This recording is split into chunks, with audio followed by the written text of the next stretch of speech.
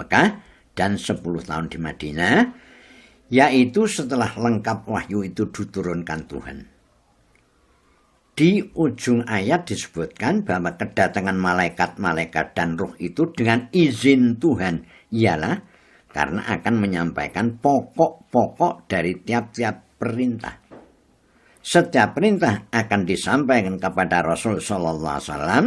Setiap itu pula lah malaikat dan ruh itu akan datang, sehingga lancarlah perhubungan di antara alam syahadah dengan alam gaib.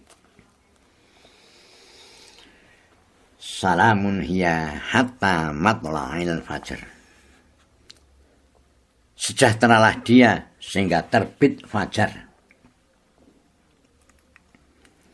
Dalam ayat ini bertambah jelas bahwa malam itu adalah malam salam, malam sejahtera, malam damai di dalam jiwa Rasul Allah. Sebab pada malam itulah beliau diberi pengertian mengapa sejak beberapa waktu sebelum itu dia mengalami beberapa pengalaman yang ganjil. Dia merasakan mimpi yang benar. Dia mendengar suara di dekat telinganya sebagai gemuruh bunyi lonceng. Mulai pada malam itu terobat hati manusia utama itu, yaitu Nabi Muhammad SAW, yang sudah sekian lama merasa diri terpencil dalam kaumnya karena perasaannya yang murni sudah sejak kecil tidak menyetujui menyembah berhala, dan tidak pernah beliau memuja patung-patung dari batu dan kayu itu sejak kecilnya. Dan sudah sejak mudanya hati kecilnya tidak menyetujui adat-adat buruk bangsanya. Pada malam itulah terjawab segala pertanyaan dalam hati. Terbuka segala rahasia yang muskil selama ini. Itulah malam damai. Malam salam. Sejak terbenamnya matahari sampai terbitnya fajar dari esoknya. Di waktu itu, sebab pada malam itulah dipisahkan segala urusan yang penuh hikmah, yaitu urusan yang besar dari sisi kami. Sesungguhnya kami Allah adalah mengutus Rasul sebagai rahmat dari Tuhanmu. Sesungguhnya dia Allah adalah Tuhan yang maha mendengar lagi maha mengetahui. Nah, dengan keterangan 3 ayat Lailatul Qadar tadi ditambah 3 ayat pembuka dari surat Ad-Dukhan, teranglah bahwa malam Lailatul Qadar itu adalah malam mulai turunnya Al-Quran. Bilakah masa Lailatul Qadar itu? Al-Quran telah menjelaskannya lagi di dalam surat Al-Baqarah ayat 185, jelas bahwa bulan Ramadan adalah bulan yang padanya lah diturunkan Al-Quran. Syahrul Ramadan alladzi unzila fihil Quran. Nah, ini menjadi petunjuk bagi manusia, dan keterangan-keterangan dari petunjuk itu dan pemisah di antara yang hak dengan yang batil. Hudal linnasi wal furqan. Tetapi menjadi perbincangan panjang lebar pula di antara ahli-ahli hadis dan riwayat, bilakah malam apakah yang tepat Lailatul Qadar itu?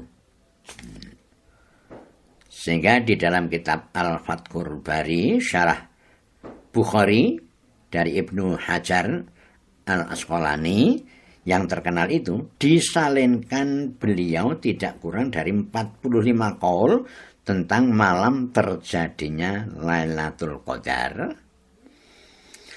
Masing-masing menurut pengalaman dengan catatan ulama-ulama yang merawakannya sejak dari malam 1 Ramadan sampai 29 atau malam 30 Ramadan. Ada saja yang tersebut ulama yang merawakannya di dalam kitab tersebut. Dan semuanya pun dinukilkan pula oleh Asy-Syaukani di dalam Nailul Authornya. Ada satu riwayat di dalam hadis Bukhari dirawikan dari Abu Dawud Al-Khudri bahwa tentang malam berapa yang tepat telah lupa oleh Rasulullah SAW. Oleh sebab itu dianjurkanlah supaya setiap malam bulan Ramadan itu diramaikan dan diisikan penuh dengan ibadat. Tetapi terdapat juga riwayat yang kuat bahwa Lailatul Qadar itu ialah pada malam 10 yang akhir dari Ramadan. Artinya sejak malam 21. Karena sejak malam 21 itu Nabi SAW lebih memperkuat ibadatnya daripada malam-malam yang sebelumnya sampai beliau bangunkan kaum keluarganya yang tertidur. Abdullah bin Mas'ud dan Asy-Sya'bi dan Al-Hasan Al-Qatadah berpendapat bahwa malam itu ialah malam 24 Ramadan. Alasan mereka ialah karena ada hadis dari Wastilah bahwa Al-Quran diturunkan pada 24 Ramadan. Suatu riwayat lagi dari Asyuti yang kemudian sekali dikuatkan oleh Syekh Khudari, guru besar pada Fuad University tahun 1922, jatuhnya ialah pada 17 Ramadan.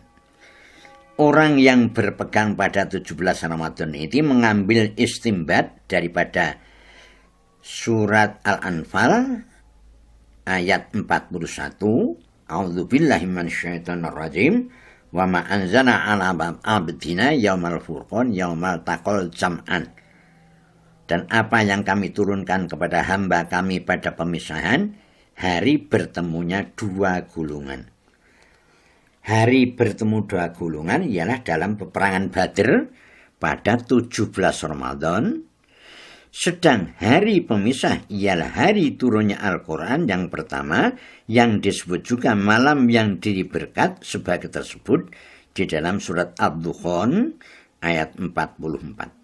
Maka oleh karena berhadapan dua gulungan di perang Badar itu, gulungan Islam dan gulungan musyrikin terjadi 17 Ramadan, mereka menguatkan bahwa Lailatul Qadar mulai turunnya Al-Quran di Gua Hira ialah 17 Ramadan pula, meskipun jarak waktunya adalah 15 tahun. Kita pun dapatlah memahamkan bahwa ini pun adalah hasil ijtihad, bukan suatu nas qat'i yang pasti dipegang teguh.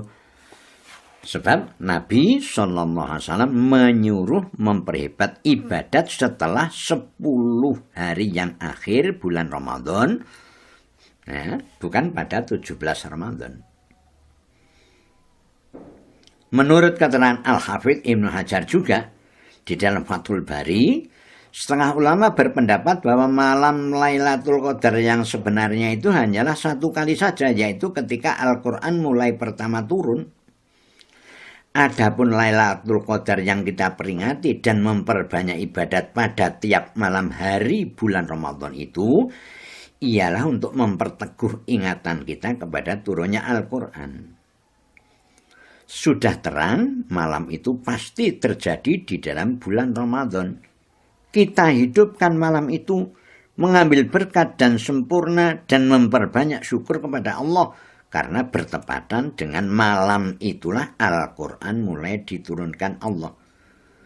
Berdiri mengerjakan sholat yang disebut Qiyamul Lail atau Tarawih di seluruh malam Ramadan, atau menambah ramainya di malam 10 yang akhir, pastilah salah satu bertepatan dengan malam turunnya Al-Qadar. Ini dengan beberapa pendapat yang semacam ini, maka yang penting marilah kita berbanyak takorub kepada Allah pada 10 akhir di dalam bulan Ramadan ini, sekali lagi dalam rangka takorub kepada Allah Subhanahu wa Ta'ala. Mudah-mudahan Allah mengabulkan siam kita. Apabila siam kita dikabulkan oleh Allah, maka ghufira lahu ma taqaddama min dzambi. Allah akan mengampuni dosa-dosa kita yang telah lampau, sehingga 1 Syawal benar-benar dalam keadaan Idul Fitri, kembali kepada kesucian. Demikianlah yang dapat saya sampaikan pada sore ini. Mudah-mudahan ada manfaatnya. Nasr minallah wa Wassalamualaikum warahmatullahi wabarakatuh.